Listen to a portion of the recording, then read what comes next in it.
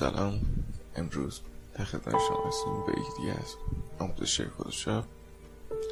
امروز بخوایم تکنیک تلفیق تصاویر رو با هم کار کنیم. میخوایم که چند تصویر رو با هم دیگه تلفیق کنیم. برای شروع اول من یه فایل باز میکنم و یه لایه جدید میسازم. از ابزار گرادینت استفاده میکنم و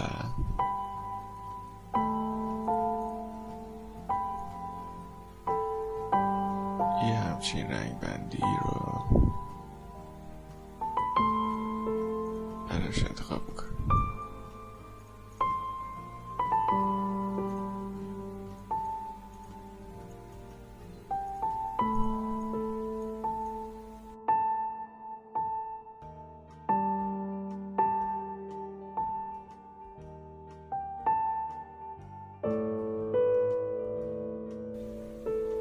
از این سمت تصویرم تا این سمت شیفت نگه می‌دارم و میکشم. خب حالا میرم فایل عکسم رو وارد تصویر میکنم.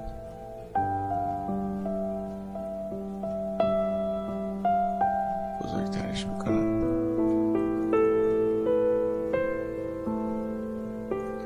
و زوم میکنم. از این یک کپی میگیرم که موقع اگه اشتباهی انجام دادم بتونم از اون نمونه آموزش استفاده کنم. این ابزار انتخاب میکنم و شروع میکنم به بریدن قسمت های اضافه.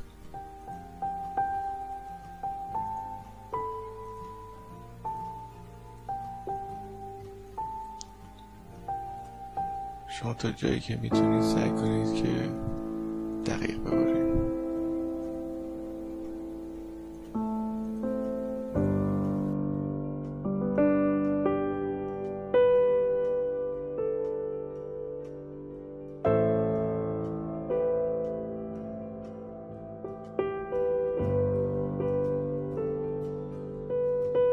دکمه دیلیت رو میزنم و کنترل دی. خب حالا عکس دوم وارد میکنم، سایزش رو کوچیک‌تر میکنم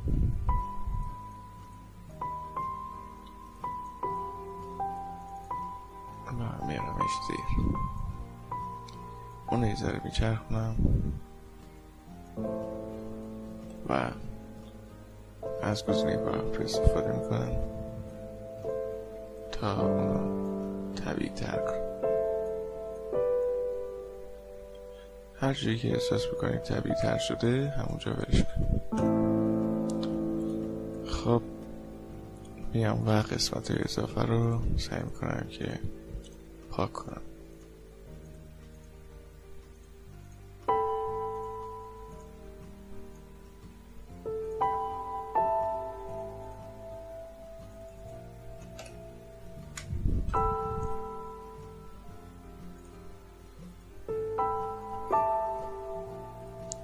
حالا قسمت آب پاچیده شده رو میارم و اونم کوچکتر میکنم.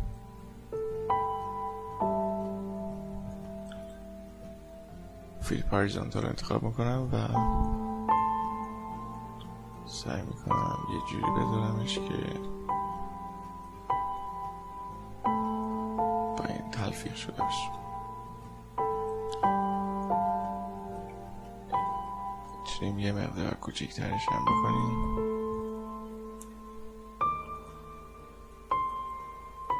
رنگ بندیش رو سعی میکنم که یه مقدار نزدیک‌تر کنم به تصویر اصلی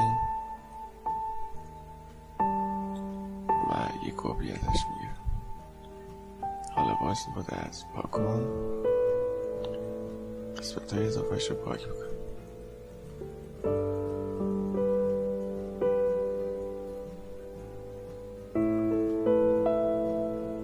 یه مقدار بسیطی پاک کنم میرم پایین و باز سعی میکنم که این دوتا رو تلفیق کنم. خیلی هم عالی. خب حالا فقط کافیه که ماهیمونو برای ببریم داخل عکس. من این ماهی رو انتخاب میکنم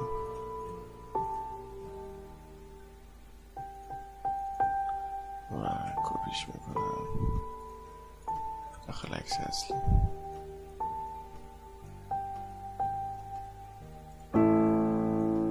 یکم بزرگترش میکنم، میارمش این پایین و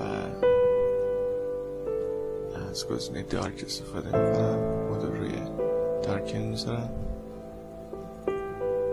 تا سفیدی دارکش از بین میره. یه قسمت شادو اضافه میکنیم اینجا که زیر پرتقالمون شادو داشته باشه. با براش یه نقطه ایجاد میکنیم وسط و با استفاده از گزینه شو ترانسفورم اونو به شکل سایه در میاره.